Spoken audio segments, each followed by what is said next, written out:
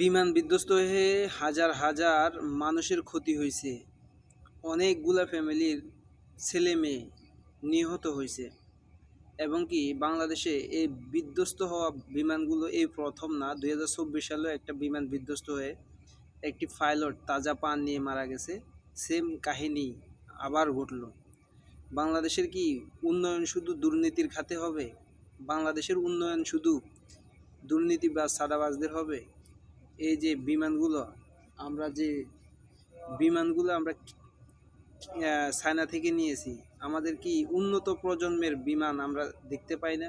এই পচা বিমানগুলো আমরা নিয়ে আরও প্রশিক্ষণের ক্ষেত্রে আমরা ত্রুটিপূর্ণ বিমান দিয়ে প্রশিক্ষণ করাই, যার কারণে এমনও হাজারো প্রাণ যে কোনো সময় চলে যাচ্ছে।